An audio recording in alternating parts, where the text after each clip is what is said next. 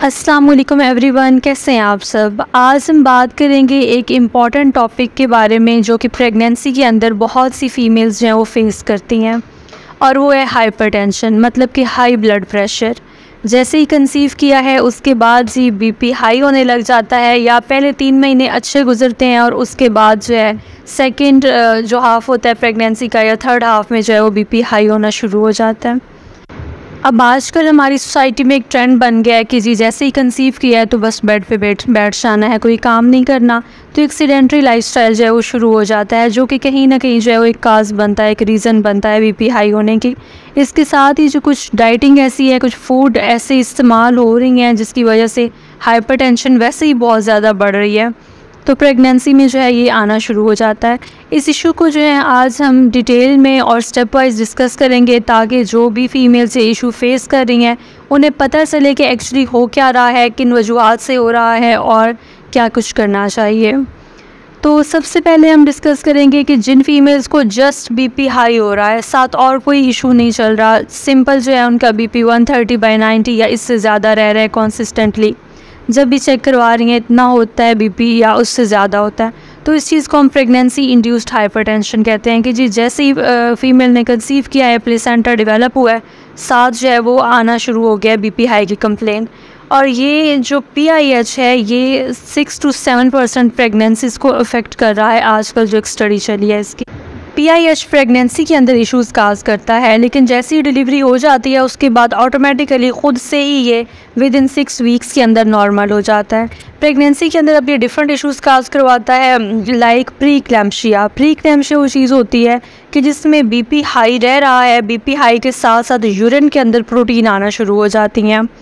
Urine کے اندر جو protein آتی ہے تو مطلب کہ کڈنیز بھی ساتھ انوالو ہو گئے ہیں، ساتھ ہائپر ٹینشن چل رہی ہے، تو ایک نیکسٹ اسٹیپ جو ہے وہ ایک سویئر کیس بن گیا۔ اب پری کلیمشیا مائلڈ سا بھی ہوتا ہے اور سویئر بھی ہوتا ہے، تو یہ ڈپینڈ کرتا ہے کہ کون سا پیشنٹ کیا کیا ایشوز فیس کر رہا ہے۔ اب ہم دیکھتے ہیں کہ ایسی ریزنز کون سی ہیں جس کی بیس پہ جو ہے یہ پری کلیمشیا یا پی آئی ایچ جو ہے وہ آ رہا ہے۔ ایک تو ہوتی ہے فیملی ہسٹری، مطلب کہ کسی بھی فیمیل کی مدر یا اس کی سسٹر سیم ایشو سے افیکٹ کر رہی ہیں، تو اس فیمیل میں یہ چیز آنے کے چانسز بہت بڑھ جاتے ہیں۔ سیکنڈ ایشو ہوتا ہے ایج۔ ایج بہت بڑا فیکٹر ہے، لائک اگر کسی کی 40+ ایج ہے اور اس نے کنسیو کیا ہے تو اس میں ایشوز زیادہ آئیں گے۔ دین آ جاتا ہے اوبیسٹی، جس کا بی ایم آئی جو ہے وہ 30 سے زیادہ ہے، اس میں ایشوز اور زیادہ آئیں گے۔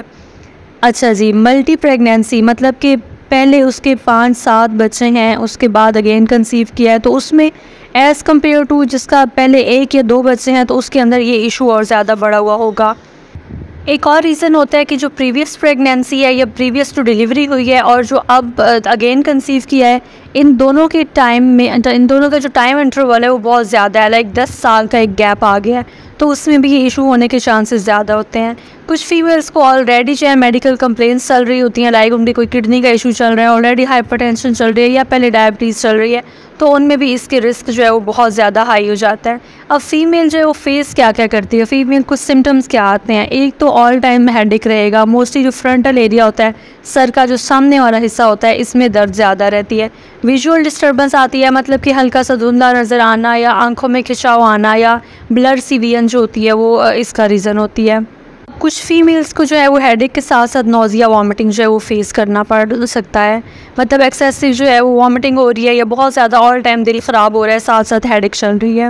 ایک اور کمپلین جو فیس کرتی ہیں وہ ہوتی ہے ایپیگیسٹرک پین، مطلب کہ جو اسٹمک ایریا ہوتا ہے اس میں کنسسٹنٹلی جو ہوتی ہے وہ پین ہو رہی ہوتی ہے۔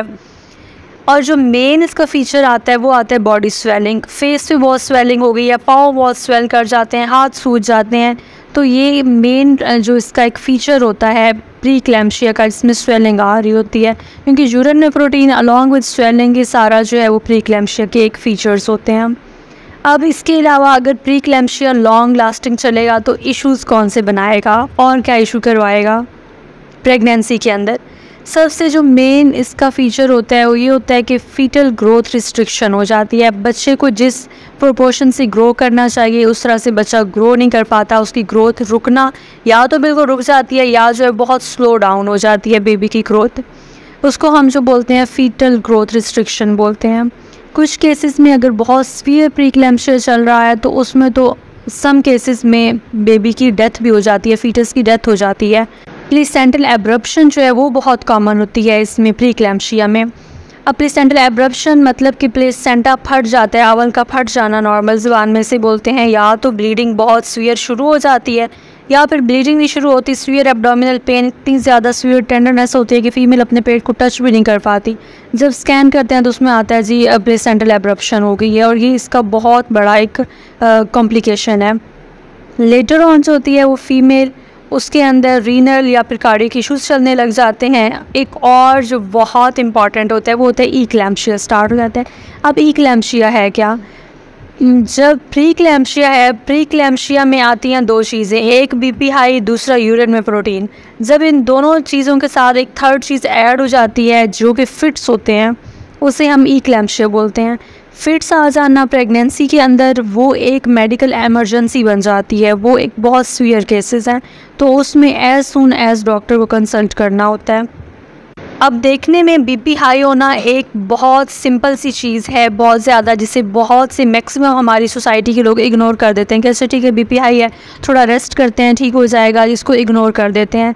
लेकिन एक बीपी हाई जो है वो इश्यूज़ क्या क्या करवा रहा है, लेटर ऑन जाके वो कौन कौन सी कॉम्प्लिकेशंस करवा रहा है, तो इसका मतलब है ये चीज़ इग्नोर होने वाली नहीं है।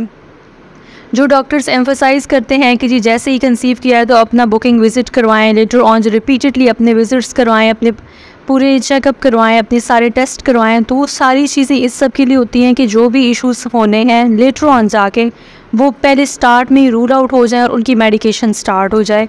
तो इसीलिए कंसीव करने के फ़ौरन बाद आप अपने डॉक्टर से कंसल्ट करें, अपने सारे टेस्ट करवाएं, अपना रेगुलर चेकअप करवाते रहें ताकि जो भी इश्यूज़ हैं वो आपके स्टार्ट में ही कवर हो जाएं, बजाय इसके कि आगे जाके इश्यूज़ हों। क्योंकि बीपी हाई देखने में एक नॉर्मल चीज़ है, लेकिन बहुत ज़्यादा इसकी कॉम्प्लिकेशंस हैं, बहुत ज़्यादा इसके इश्यूज़ हैं जो कि मदर की और फीटस दोनों की हेल्थ को, दोनों की इवन लाइफ को कम्प्रोमाइज़ कर सकते हैं। होप सो आपको ये वीडियो अच्छी लगी होगी, तो दुआ में याद रखिएगा, वीडियो को लाइक कर दें, चैनल को सब्सक्राइब कर दें। Thank you so much. अल्लाह हाफिज़।